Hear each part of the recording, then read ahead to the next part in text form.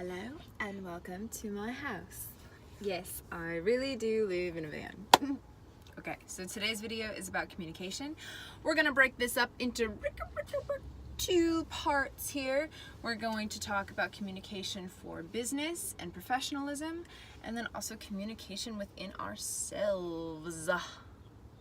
So in previous videos on both marketing and branding, I talked about your voice as a company and your voice as a you. This is really simply put determining how you want to sound to your clients. So if you want to have a very professional, cut and dry, to the point sort of a voice, keep that consistent. If you want to be more personal, you can have a fun name that you give your fans. So I have like wolf pups, and I do lots of references with like pack mentality and tribe and that sort of a thing. And that's my leitmotif. That's a German word for the same theme repeating in a musical sequence. It's like the reoccurring thing, the recapitulation of an idea. So the leitmotif of my personal brand is this very wonderful occult, wolfy, modern medicine woman type of thing. So I have a lot of that, and that's how I keep my voice consistent on Wolven Within. On Wesm, that's my place to be more avant-garde and explicit. And my people that talk to me through Wesm are very different than the people that talk to me through Wolven Within, which is even far more different than for my band or my spirituality blogs, because those are very Reiki, chakra based, as opposed to more of the occult feel. And again, that's all the different voices. So within the spectrum of those voices, you can still have an illusion, something that alludes to your brand rather, while keeping the professional essence. Now, no matter what you choose as your voice, it's important to do things like an email responding to being rejected for a festival, a rejection letter saying, "Thank you so much for your time, I really appreciate this, what can I do better next time to be accepted, or may I have some constructive criticism."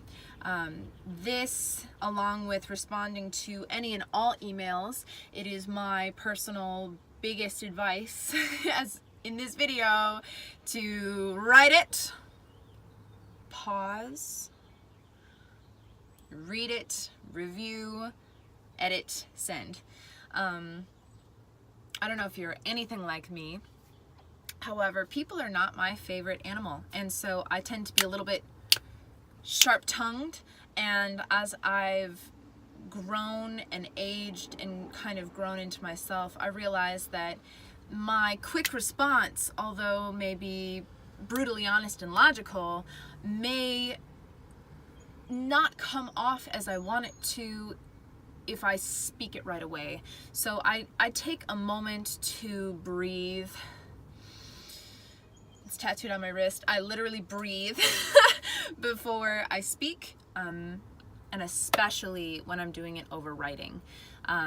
You know, there are gigs that are on and off. There are performances that I have to back out of due to, you know, being double booked and all of those different things. There's so many things that can go on, and with any of that, I make it a common practice in business and in life to breathe, review, read, edit, then share, especially for the more sensitive matters.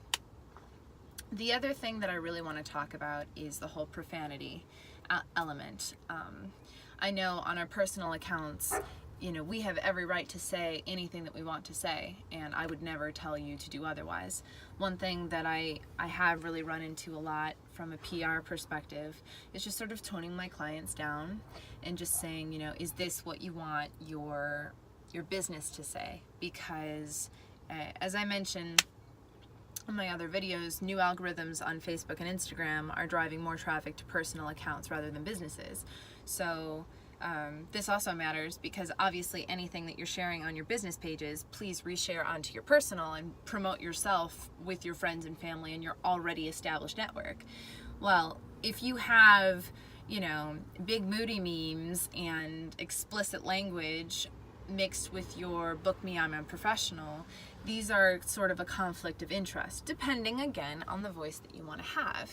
You know, if you want to come in and cause a ruckus and be a crazy renegade and like that's your thing, right? That's why I made Wism. I made literally a character that I just started building where I can actually be explicit and raw and rugged, and the Facebook page is 18 and up, and the Instagram account is a private account because I'm posting boudoir photos and other things like that. So I'm keeping that pocket of me separate than what I'm posting on my personal stuff or on my Wolven Within, which is sort of my like be all catch all, here I am. So one of the first things that I do when I get a client, it's like, okay, let's develop a marketing strategy. Yes, okay, let's work on your brand. What's your name? What's your voice? What's your mission statement? Who are you? Blah, blah, blah. Who, what, when, where, why? Do you do what you do? Ba-da-da-da. And then we go into their personal accounts because, you know, it's things like, it's a harmless photo on your birthday where you're smashed out, you know, somewhere in the parking lot, you know, drunk off your whatever, and it's like, it's harmless in the sense of that's your personal life and that's fun. However, then when you start switching into, well, I want to be an entrepreneur now and I'm ready to start promoting myself professionally, you want to be cautious of this. And again, if you're going for the rock star viewpoint, go right ahead. However, if you want to be booked for kids entertainment or to perform at a school or a zoo or a church or whatever, right? If you want to have diversification in your performance opportunities, it's my suggestion to clean things up and to communicate, right, what you want to exemplify yourself as.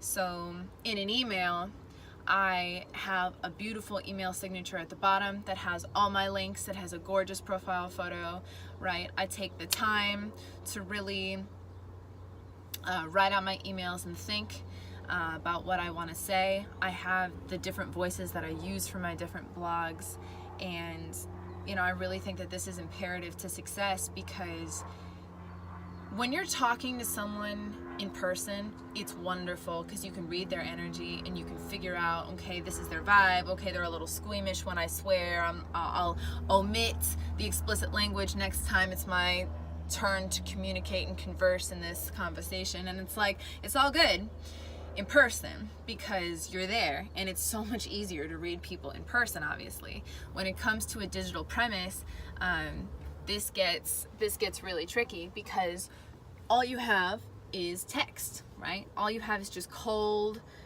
black and white text, and you know, you have to rely on the physical words that you are saying instead of the vocal affectations or the way that you are saying these things. So again, with communication, to reiterate, your leitmotif, that's your music education nerdy word for the day, have your brand be reminiscent in all that you do, right? Not to the point where it's gimmicky, but just to the point where it's consistent and you have that uniformity in your graphics like we talked about for branding, but for also the voice that you're using. And then the other part of that, of course, is taking your time to communicate and taking a deep breath. Yeah, I don't know if you have to go as far as me and get it tattooed on your wrist, but yeah, breathing is really good. The second half of this video is just a quick communicational check-in with yourself. And this is the part where I want to introduce the concept of conscious language. So conscious language is our innate ability to reprogram our brain by simply saying things the way that we want them to manifest into fruition. So for example, if I say, I'm not good enough yet, but one day I want to perform. Okay, well, first of all, the first half of this, I'm not good enough yet. Compared to what, okay? First of all, compared to what? That's always the question that I ask first. that is a degrading statement that, you know, relinquishes the confidence. And then the yet is like the, oh, well, I'm working on it. And then but, right? But is a weird contraction because the entire sentence is contingent upon what comes after it. I want to perform. So conscious language is looking at that sentence structure, right? I'm not good enough yet, but I do want to perform. And conscious language goes, fuck that, and switches it around. I want to perform, and I'm working on it. I want to perform, and I've been really improving. I want to perform, and I'm dedicating a lot of time to it. So first of all, notice two things. First of all, I am absolutely 100% refusing to say not good enough yet, because that's ridiculous, right? Compared to what? You are you, and no one else can be you, so rock it. Second of all, I've completely omitted the word but. I actually attempt to formulate my sentence structures and my lyrics without the word but as much as possible. The reason, again, the logic behind that is the word but flips the sentence. So you could be saying, oh, I'm doing all these wonderful things, but, you know, like for me, I caught myself saying this yesterday. I'm posting all this great content. I'm really working my ass off, and I'm like doing a great job, but I haven't gone viral yet. But I haven't done this yet. And every day I'm recalculating that conscious language because that's not fair. And the word but actually makes it, again, self-depreciating. So conscious language goes a lot further than just omitting the word but. It also omits the word can't. So instead of, oh, I can't do that, no, I'm unable, it's just no, not right now. Instead of can't, it's just won't, and or no, not right now. So, you know, Wezzy, can you do this graphic for me? I can't. Well, I can, I just won't because I'm overwhelmed and I just don't have time at the moment, okay? So flipping that, again, is removing that self-depreciation and letting it be empowered. Yes, I can do that, and I won't right now. No, no thank you, not right now. Conscious language is a very interesting concept, and you can really go quite deep with it and looking at all of the different sentences that you say on a daily basis, right? You're killing it, bro. Please don't. Not just because it's Earth Day, right? But don't kill it, make it live, right? Oh, sick. Well, healthy. You know, it's weird that the most common phrases in our vernacular as Americans are actually like of a negative connotation, and it's really bizarre. It's like telling someone to break a leg before a show. You're like, well, that would suck. Like, so again, you can go pretty in depth with that. I really wanted to talk about this topic with you because conscious language for me has really changed my life. So in 2016, when I had cancer, I was saying, I have cancer. I'm cancerous. And it's like, whoa. First of all, I had someone sit me down and go, whoa, you are not a cancer patient. You are a human being in health transition or health progress. And I was like, what? And I realized that I kept saying, like, I have cancer, I have cancer, I have cancer. And it's like, whoa. Like, how am I supposed to get rid of something if I keep holding on to it? And I had a lot of really incredible mentors that mentored me through energy work, like Reiki, and when I got my mastery and my high priestess training, that went, everything you say is a spell. Everything you say is a spell. You are the creator of your own reality, and what you keep repeating out loud onto the universe, so the universe repeats onto your life, right? You know, and it's like oh, I can't quit this. Well, can't is complete, that's it. If you can't do something, that's it, right? Saying like, I can't fly off a cliff with my arms. Now that's a true statement, right? If I jumped off the Grand Canyon and started flailing, it don't matter. I'm going down. However, saying, oh, I can't quit this. Well, actually, you won't quit this. And what this does is when you say, well, I won't do this, you actually open up the opportunity to ask, why? Why won't I do that? Why doesn't that feel like it's in alignment with me? As I mentioned in my branding video, flourish by nourish, the concept that personal growth is professional growth. I also broke this communication video up into two different sections. This compartmentalization that we have of, well, this is how I want to speak to other people, but this is how I speak to myself. And that's not fair. So by upping the way that we speak and we represent ourselves digitally, or the way that we just simply interact with other humans, this is all very vital and important. However, it's of equal importance that behind the scenes you are also speaking to yourself at a higher caliber of self-appreciation and self-love. Because if you want to accurately represent yourself, right, you have to believe it yourself. If you want someone to hire you as a performer, it has to resound in the way that you speak, right? Because our main source of communication as humans, I don't know why we don't use telepathy, but we use our faces a bunch to make all these weird noises and all these bizarre words, right? This is how humans communicate, so society says. So we have to use this to our advantage. Digitally, you have to make sure that what you are saying in text is what you really want to say, and take the extra minute to tell them to have a lovely day. Take the extra minute to say thank you for your patience instead of I'm sorry. I'm sorry, that's another thing. You're not sorry, right? Unless you have intentionally wronged someone, don't apologize. Just say thank you. Thank you for your patience in my response. Thank you for your patience for my da-da-da-da-da. Or hi, I'm responding now. Point blank.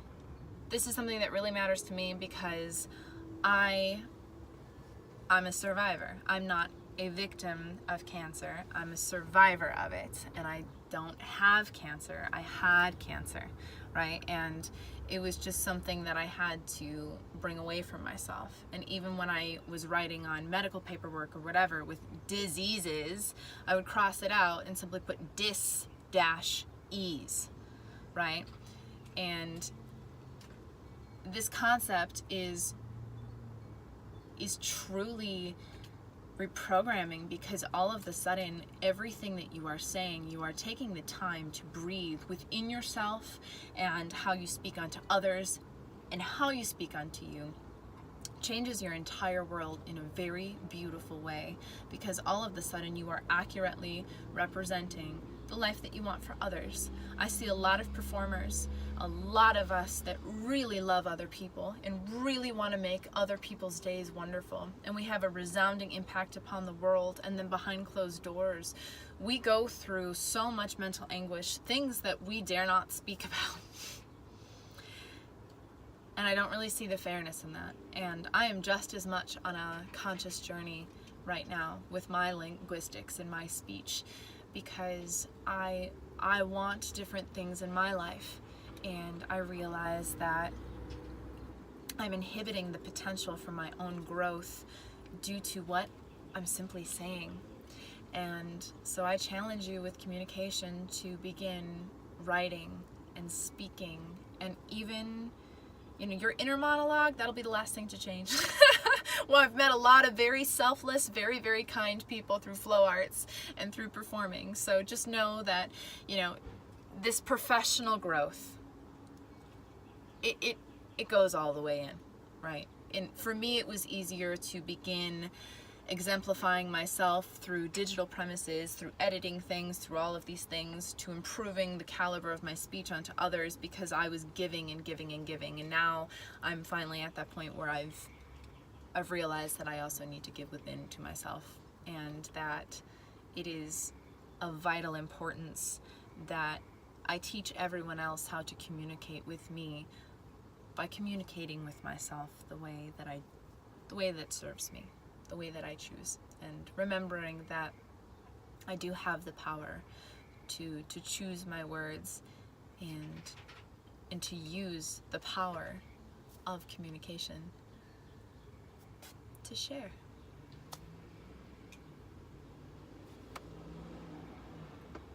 Namaste. Thank you. Thank you for all that you are. And